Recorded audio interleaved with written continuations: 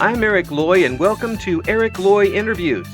On this podcast, we talk with folks from the VTuber community on their channels, their talents, their stories, where they come from, and their plans for the future.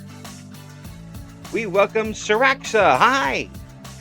Hello, how are you? I am wonderful, and I know you are too because I've been on your streams and seen how that you do, and you do wonderfully. Oh, thank you so much. It's a pleasure to be here. Yeah, please introduce yourself to everybody. Well, hello, my name is Surakxa. I am a 2.5D Kaigai idol and VTuber. Mm-hmm. Yeah, and all of that too. I have been a pleasure to sit in on a couple of the streams, and you are enjoying yourself start to finish. Oh, yes. I enjoy literally every stream. My viewers make things a lot more chaotic than other streams, but that's really part of the fun. Because, when things don't get chaotic, it gets boring, you know? Yeah, you gotta stir the pot every once in a while, and you gotta add the right ingredients and work it that way. But you don't have any trouble with that because you're up and going. I mean, you've got some energy in you. Well, all idols need to have energy. Otherwise, if you look bored, your audience is going to be bored. Yeah. Now, some people talk about, say a character as an idol, but you are a person who gets up on stage and does these things. I am floored by anybody who has enough confidence to do that because I can't I can't perform in front of people, anything like that. Have you always been a performer?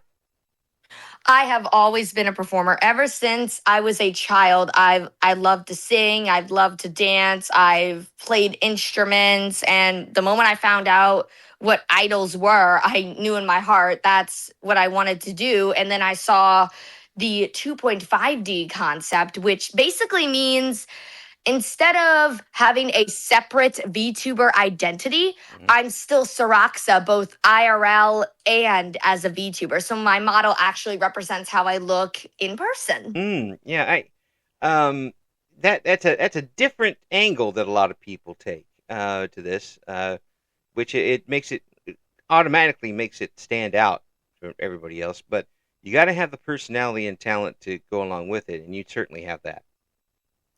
Thank you. You're so kind. Yeah, but I am maybe. Don't tell my wife that. But it's also the truth. I mean, you. Some people can put on an act and do this sort of thing, but for you, it does not seem that way at all. It seems very natural.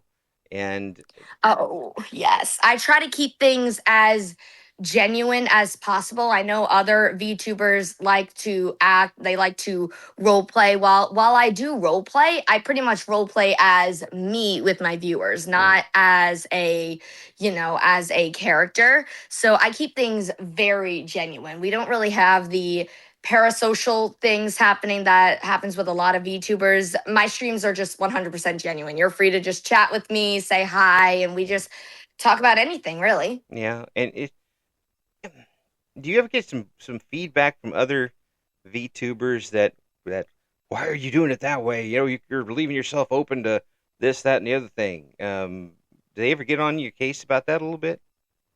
I've never had that happen to me personally, but I have seen general PSAs on Twitter where people are telling us streamers set boundaries, which I do. My boundaries are honestly just common sense, don't be mean, don't be weird. It's just common sense. I'm not going to be one of those VTubers that'll go around saying, don't talk about other VTubers here, or you're not allowed to message me, I'm not your friend. That's never really been me. I've always wanted to, I wouldn't say get rid of the barrier between myself and my viewers completely, because, we all need a barrier, but lower it. Yeah. I want to be more approachable. Well, how am I showing up on your streams if you said I can't be weird? I mean, you're fine. Trust me. When I say weird, I mean people, making NSFW comments and things like that. Right. Yeah, I know what you mean. I don't even have the energy to make those types of comments at this point. It takes a lot more energy to be be an idiot on the internet than it does to just enjoy it. Um, and Oh, yeah. some people will find that out eventually, but in the meantime, um, for you, uh, was it an easy decision to do once you learned about the idol stuff and became one? Was it very easy for you to start VTubing then? Well, yes and no, Uh, because getting started on VTubing can be a little bit of a hassle because you need to know where to start. And I really didn't know hmm where to start. I didn't even know how to get a model. I had to like Google all this. I didn't have a support system, Yeah. but I eventually made a Vroid model because I couldn't afford to spend $500 on a live 2D model, which I get why they're that expensive. You got to draw them. Rigging is its own process. hmm But what I did was I made a Vroid model, and then eventually I finally debuted her on Twitch. And then I found this VTubing app called Irium. I'm sure you've heard of Irium. Oh yes, yes. We've had many an Irium person on. We're So after gonna I catch found them all. Irium, I applied to be a founding streamer and actually didn't make it in. Oops. But they told me you should apply to be an early access streamer. So sometime later, after I had streamed on Twitch a couple times, I applied again, and lo and behold, I get selected for an interview, and it kind of is like a job interview. And the model you see on Irium was provided by them to me for free. So they are really kind. They're really kind people. I enjoy working with the staff. I enjoy everything there is about Irium. it's been it's been a lot of fun talking with folks from Irium and getting their experiences because, for first of all, it's its own. I don't want to use proprietary, but I mean I guess it is. But it's a different type of streaming, in that you're relying on you and your personality, and you can't kind of lean on a game or anything like that really to get a good stream off. It's very much personality driven. Pretty much, yeah. You can play games, but your viewers won't be able to see it, but hmm they can hear it. That's why when I play games on Erim, I actually lean more towards rhythm games. That way my Ah, viewers can listen to the music, they'll hear my commentary. If I miss one, I'll be like, "Oh, how did I miss that?" yes. Yeah. If I were doing one of those games, it'd be like, how does anybody get that? Oh, there are some charts on these rhythm games that are absolutely ridiculous. I don't know how people do it, but some people just have really fast thumbs, really fast hands. Oh, It yeah. takes practice. I'm sorry, but my fast thumbs were gone back in the old Ms. Pac-Man days. That's before my time. I'm only 23 years old. oh, That's way before my time. oh, yeah, I'm 60, so yeah, it's well right in my time. And we're my Oh, gen. so you grew up with some of the first generations of Yes. video games, which is really cool. I love looking at retro stuff. Oh yeah. Well, my house actually had a Pong system, so. That really aged you, but I love that. I love it. Probably on like an Atari or something. Nope, it was a Sears. It was a Sears Atari Pong system. Wasn't a 2600. It was the actual just Pong and Pong the derivatives on the game. And we played that all the way into the 80s. It was a lot of fun. But yeah, so if somebody says that my generation didn't play video games, we're the OG video gamers. So I know Pong was probably one of the first video games ever to gain popularity and one of the first games to be played outside of an arcade because before then they had video games, but you had to go to an arcade. You had to insert a coin to play. yep, yep, yep, So it was yep, revolutionary. It really was. yep. I was even there for Super Pong, which was two players on each Two side. players instead of playing with, the AI before That's AI. that's right. That's right. It was at Shakey's Pizza, another place that nobody knows anything about back then. Um, I'll be real. I've never heard of that, but that sounds fun. It seems like, one of those pizzeria arcades, kind of how pretty much how Chuck E. Cheese came to be. It really was very much that. They would show um, cartoons on old 88 loops while you were eating. It was really a place for kids to go back then, and it didn't have scary clowns or anything like that. Or scary animatronics. No, none of that, thankfully. None of that for no. I have enough nightmares. I don't need that. I kind of wish that more places would do old timey themes like that. I would love to see something like that to see how it felt, Mm, during that time, the 60s, the 70s. yeah, it was something else, having the actual arcades, and being able to try all these different games at once and move around. You didn't stay on one game. One of the problems was, of course, you didn't have the ability to save a game and come back to it. If you were playing a certain game and only had quarters enough for one try and you died, you died. That was it. Go home. Yeah, if you wanted to continue, you had to insert, and even the home consoles, that was the same problem. There was no save feature until I think one of the first games to do that would have been The Legend of Zelda on Yeah. the Nintendo Entertainment System. Yep, and I had one of those too, and that was a lot of fun. I actually beat Super Mario Brothers, and then called a guy at 4 o'clock in the morning to tell him I beat him. That sounds like a lot of nostalgia right there. Did you use the warp zones or did you do it I'd use the just warp zones, and then afterwards, not a lot of people know this, remember this, but they make it a harder game. They give you a they code, do? and you go to a game where everything is the hard shells, and Oh yeah, like the Goombas are replaced with those beetles and yeah, you can't kill them. yeah, you can. But some levels, it actually makes it easier to have those in it. Weirdly enough, and I made it right to the end again and died when I fell off into the pit. But I was going to beat it twice in a row, which would have been. I would love to see what happens after that. I mean, what can you possibly do? But I um, know there's this one level in World 8 where right by the flagpole there's a pit and you need to make the jump successfully, otherwise you will die. And dying right by the flagpole in a Mario game is the biggest slap in the face I have yeah. ever seen. Well, this one I was on my way to meet the final boss on the last level, and I had a large Mario, so I could take a hit, and I still fell in the gap. I was so mad. But then I woke somebody else You were up and in. made them mad. So there you go. Talk about game raging, even though game raging can be loud. I mean, you were literally at the final level. You were Oh, about to save the princess for the second time in a row, only yeah, to do something that you feel is absolutely stupid. You're just like, how did I do that? yeah, I would have been upset too. yeah. I would have been upset. But then my farmer friend was upset that I woke him up before he got up to actually work.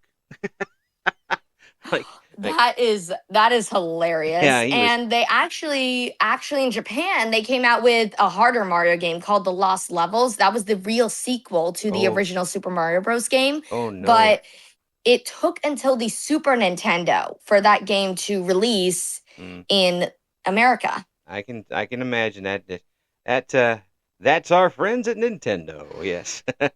Yeah, you don't. Well, it's because they deemed that game too hard for North American gamers. So what do?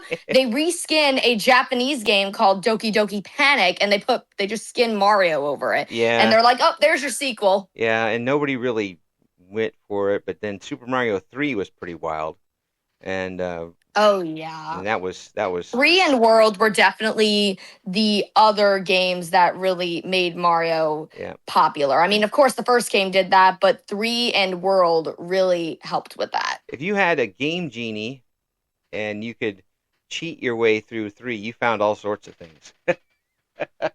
Oh yeah, that was one of the best parts about both 3 and World. You could find a lot of secrets. That's Yeah, a lot of replayability right there. I can't talk. absolutely, absolutely. So what games do you like to play other than the rhythm games?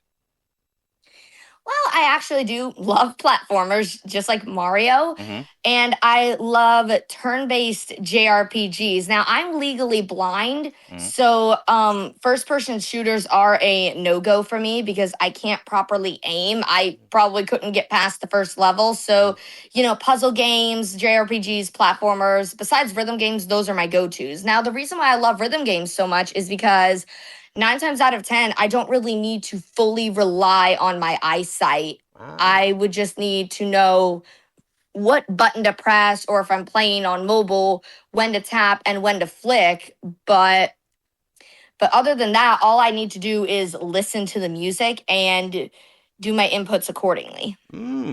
Wow, that actually gives you a little bit of an advantage in learning music, I would think, because you are learning it by hearing and and singing it off of that, I imagine, instead of reading it off the music.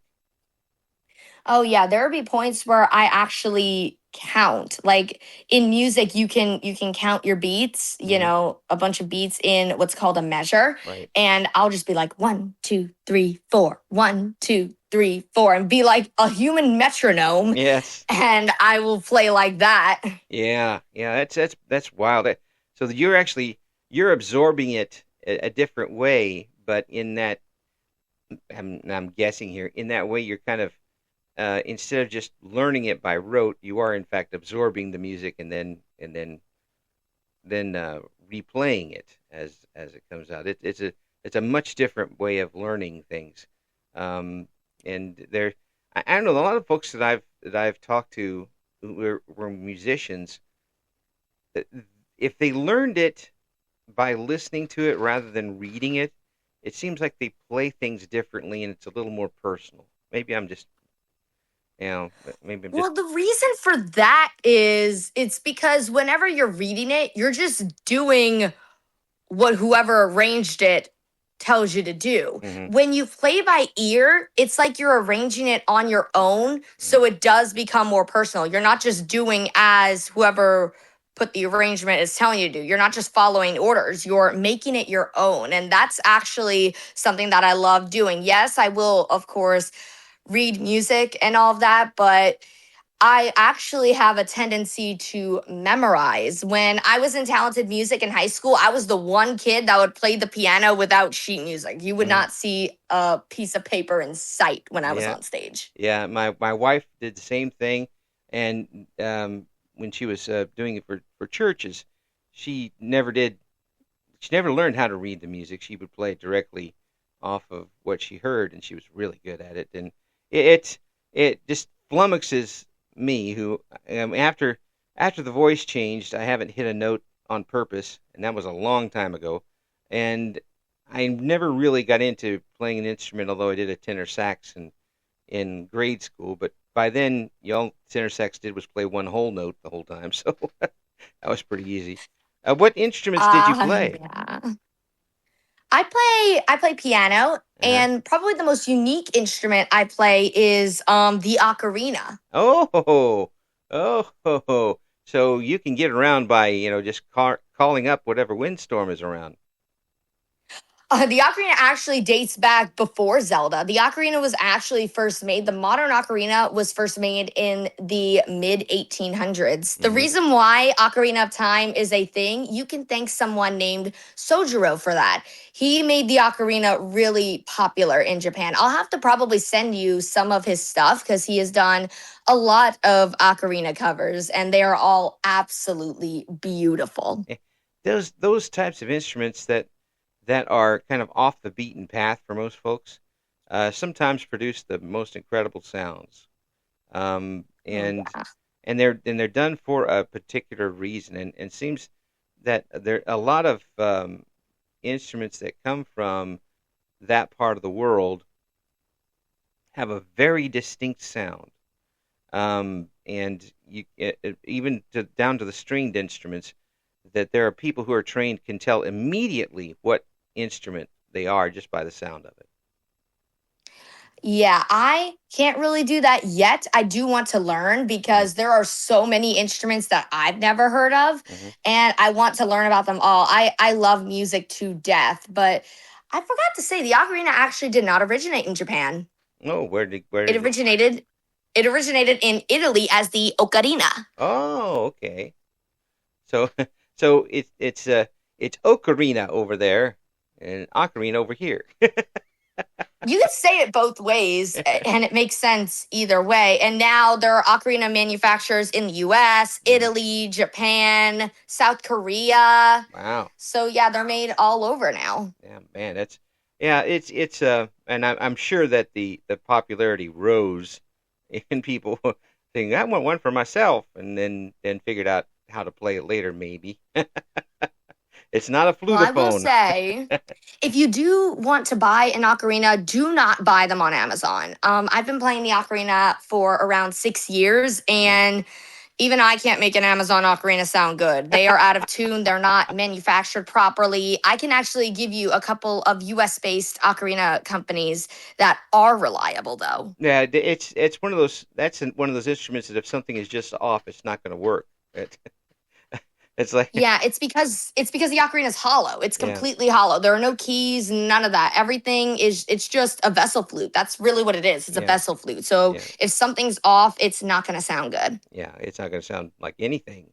It just it's not it's not one of those things you can modify a whole lot and have it sound the same. That's there's there's precise ways to get to these notes, and people I don't think remember that notes are essentially a frequency. Um, Yep. it's a frequency of sound, and there are some people who can hear up to a certain note. Usually, they're younger folks. I have lost a great deal of my upper range in listening over the years, um, from one reason or another, I imagine. But there are some folks, probably of your young age, who can hit, who can hear, who can hear almost up to like dog whistle stuff, and it's um, now singing it is a different story. What's your range, right? My range is actually really wide. So middle C Mm-hmm. is, the C where the note where a lot of pianos start, in the very middle of the piano. Mm-hmm. So I can sing the E that's below middle C, and then I can sing a couple octaves up. So from around E3 all the way up to C6. That is my Oh, vocal range. that's pretty wild. Yeah, that the C. I'm see if I'm remembering this right because I'm an old radio guy and we used to use these tones. I believe C is exactly 1,000 hertz. Um, and I'm not sure, but you might be right there. I'm not really sure about the frequency. All I yeah, know is the notes themselves, yeah. because I have perfect pitch. So I could literally be a human pitch pipe. And I've done that many times before in choir.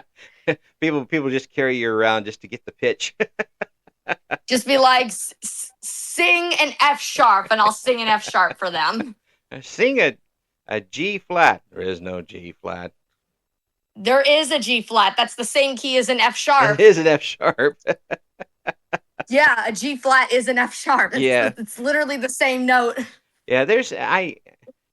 People will look at a piano and or a keyboard and see the the black keys and they're not they're not spaced the same as the white keys and No, that they're throws people not. off. But It throws me off, but I understand in listening to them, but it's not something you can just easily explain in a mathematical equation or anything like that.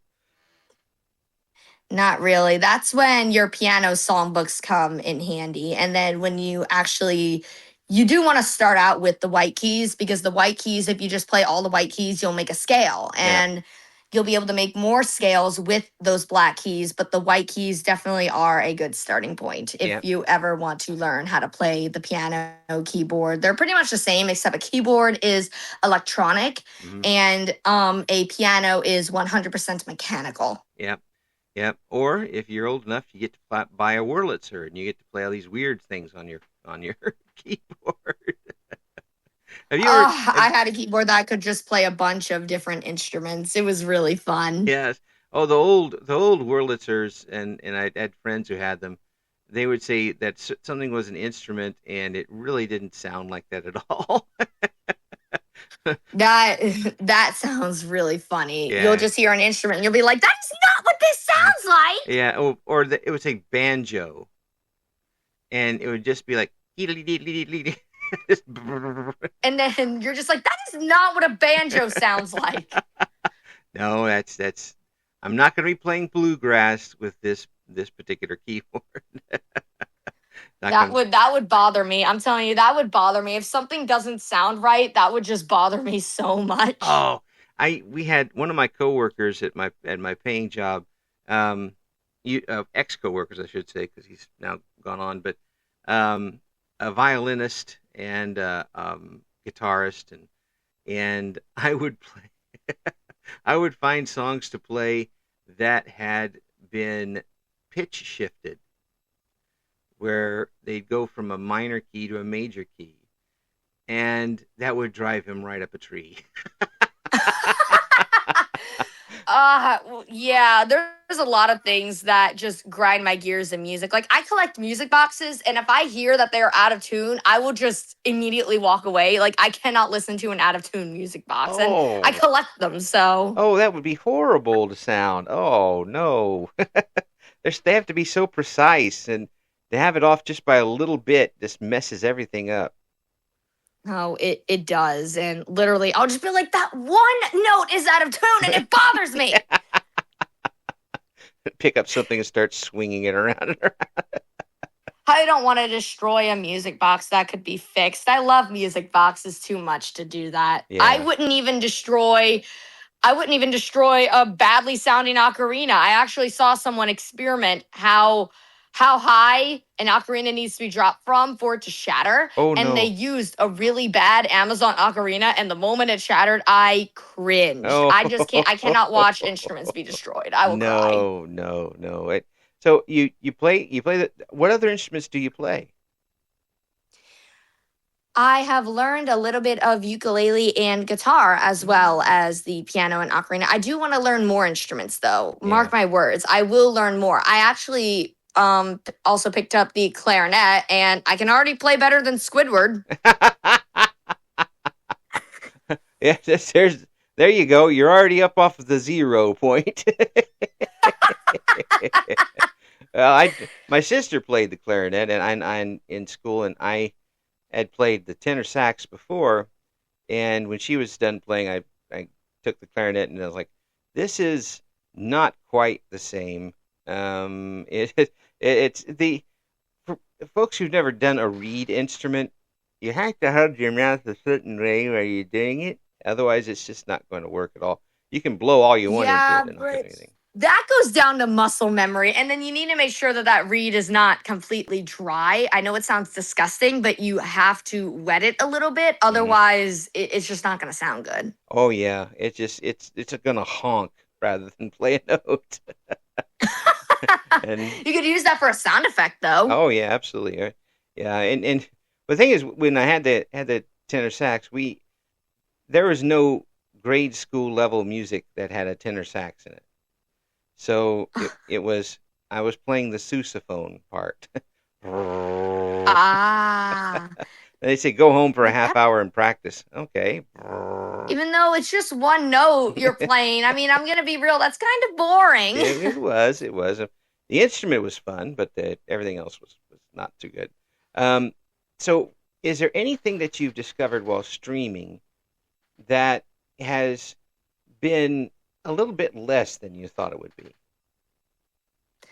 A little bit less. Well, not really. I mean, of course, I do come across, some negative people, Well, but, it's happens. that's when you just block them, you ban them. But the thing that when it comes to boundaries, the people I've had to ban the most on Irium, believe it or not, are not trolls. Mm, They're minors. yeah, Irium is an 18 plus app, and right. the amount of minors and teenagers that I have had to ban because because of that is ridiculous. And then people will be like, well, why don't you say that you're 18 plus? And I'll have to say, that's not my rules. That's Irium's rules. Right, right.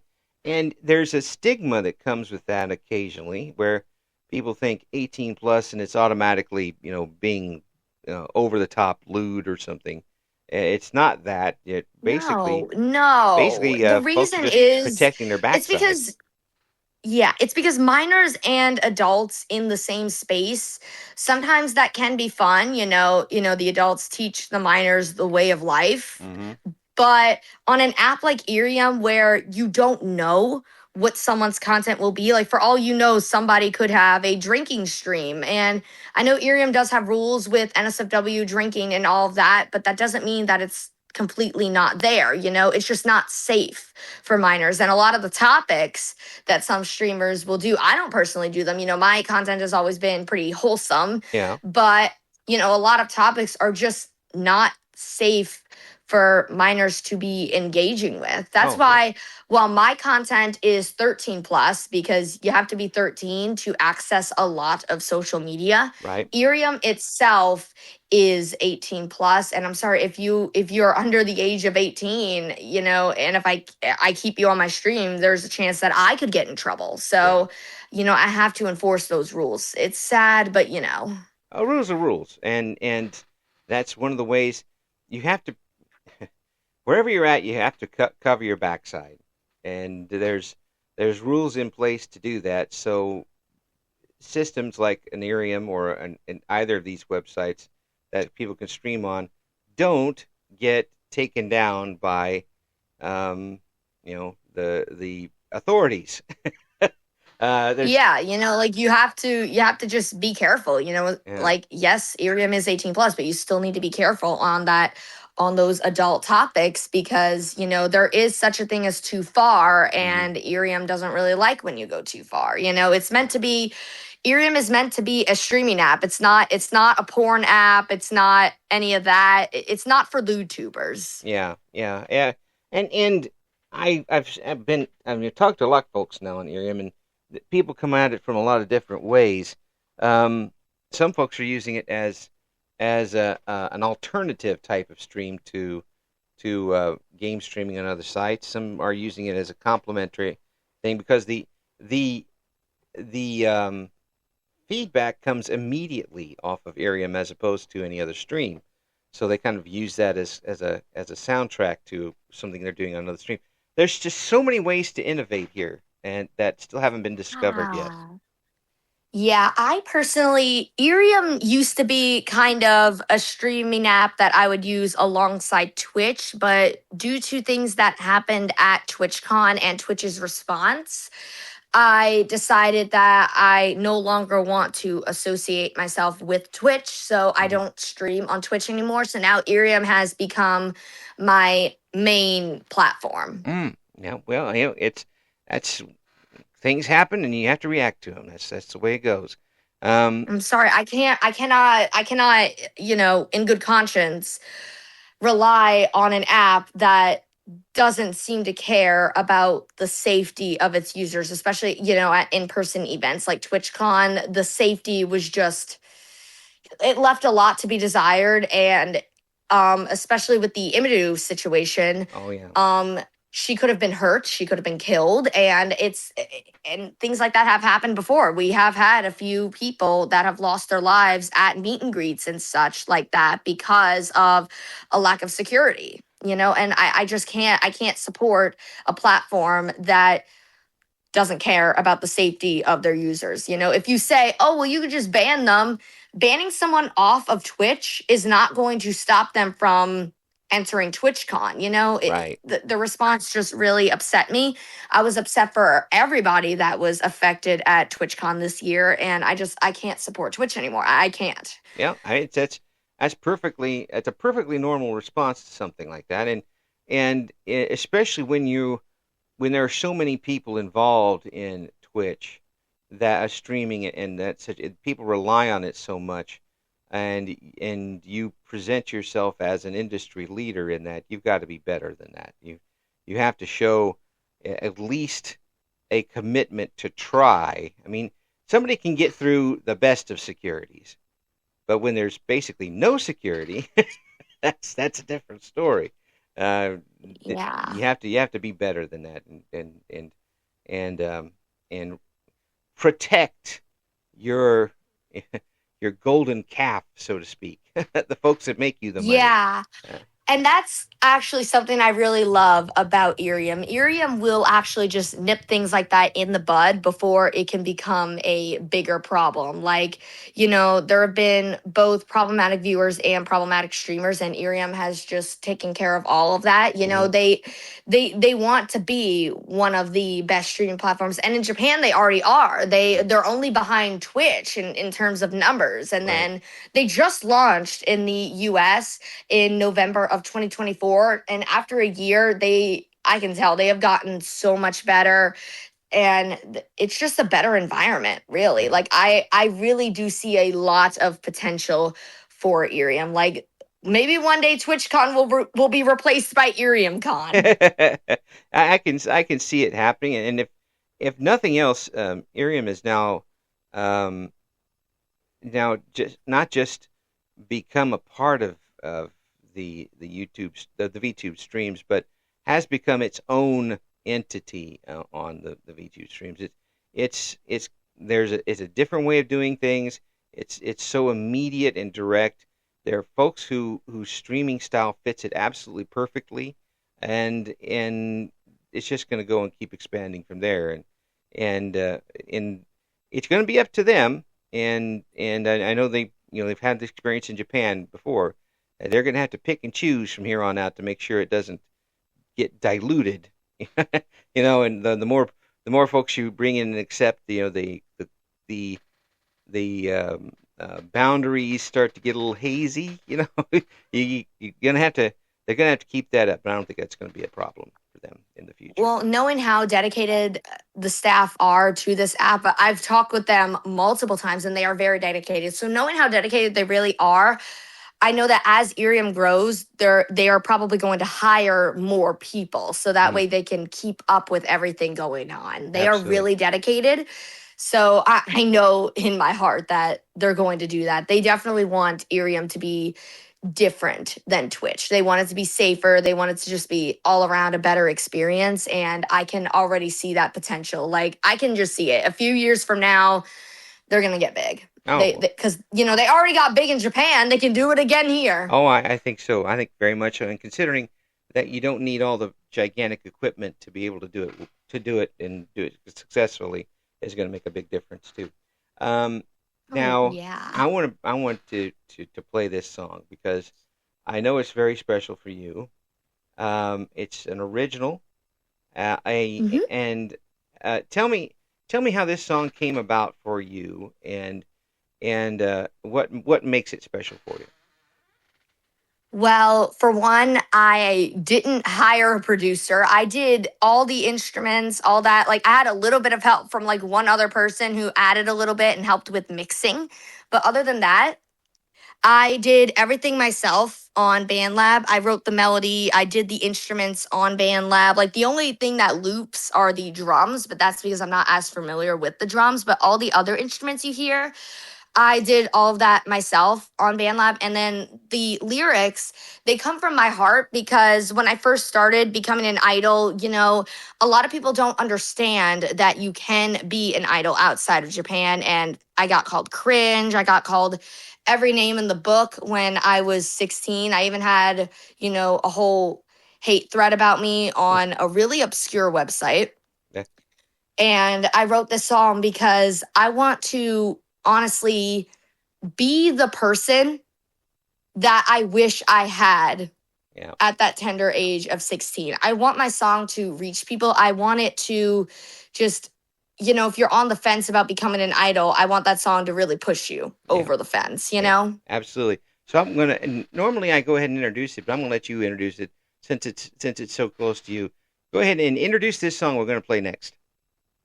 So this song is called You Will Shine Someday. And like I said, it's my very first original song. I do plan on writing more music, making more songs, maybe one day getting a music production team. Maybe I can do that in the future, when funds allow. But everything was done by me, lyrics by me, I composed it, all that. And it's something that it took months to make because, I had to do this all by myself. And when it did come out, I just had this feeling in my heart that's really hard to describe. And then I eventually performed it live, actually, this year when I debuted in The Flash at Fan Expo in New Orleans. That's when I made my debut in The Flash, a few months before I debuted as a VTuber.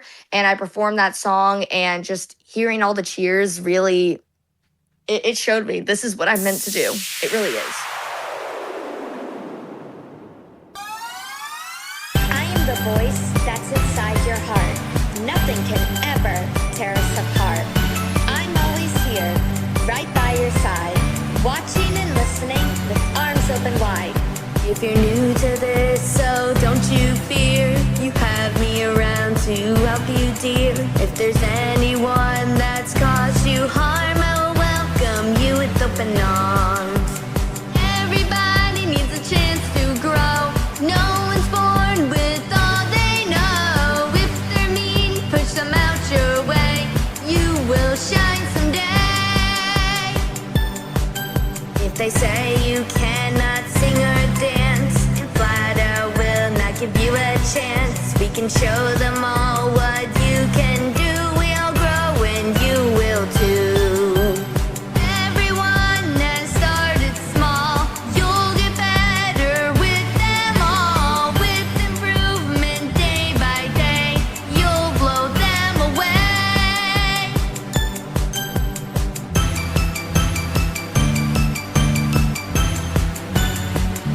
You got this.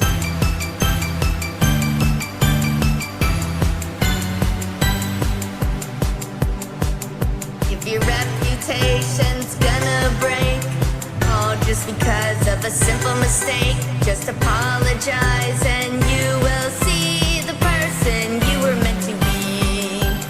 All mistakes can be repaired.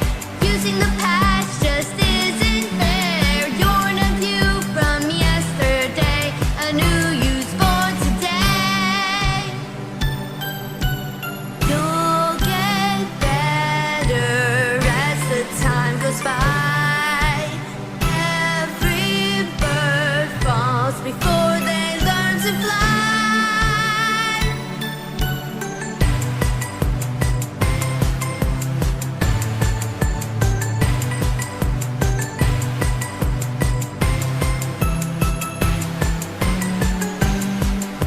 Performance time is drawing near. Don't be nervous, I am here. Take the stage, shine like a star. Show them who you are. See the pen lights glowing bright. Hear the cheers, oh what a night. I just have one thing to say. Oh, what a display. You've blown me away, brighter than a ray. You have shined today. There you heard it, folks. And this is a total, basically this is you. Yes, It's- that is me. That is you in as encapsulated as it can get, because I can't imagine you can be contained.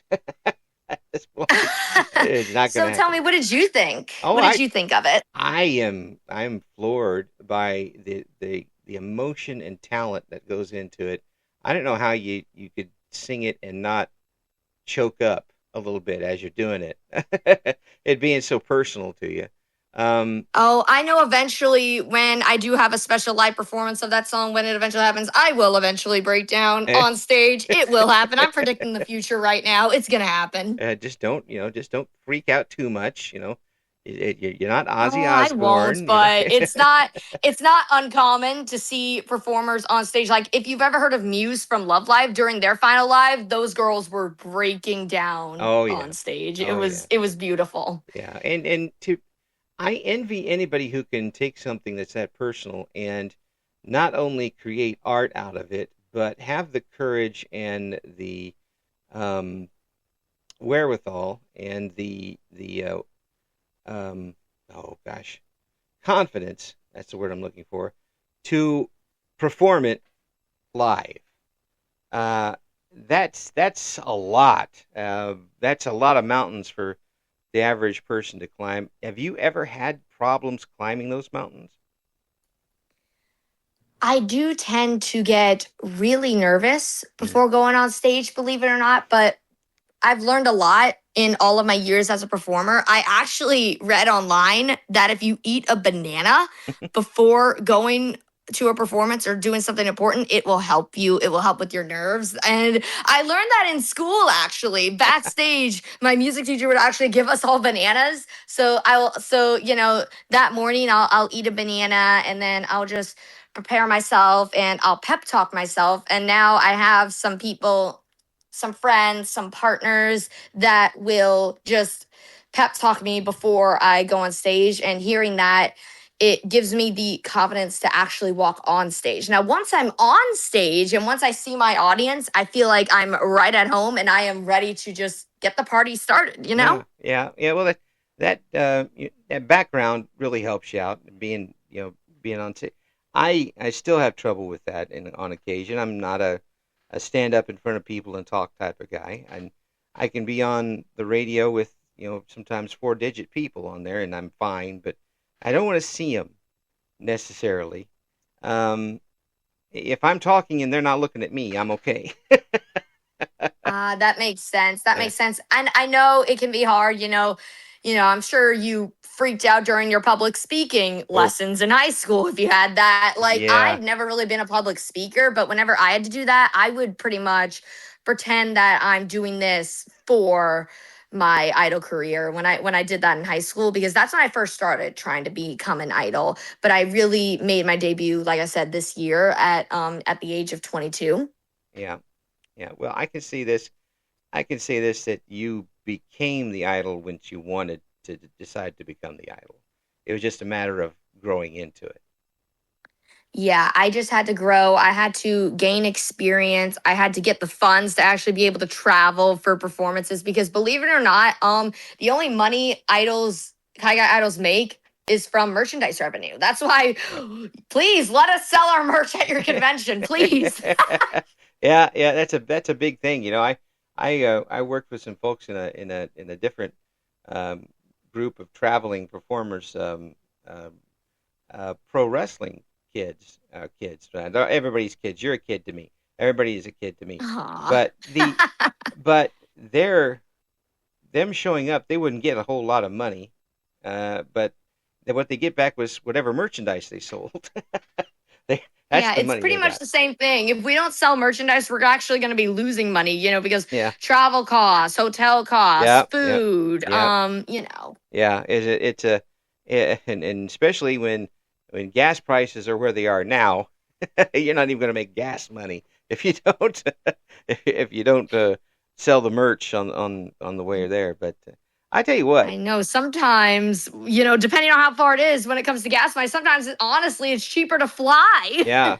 But now you can do it at home. I mean, you can do the whole performance at home. Are you going to do a concert at home sometime in the future?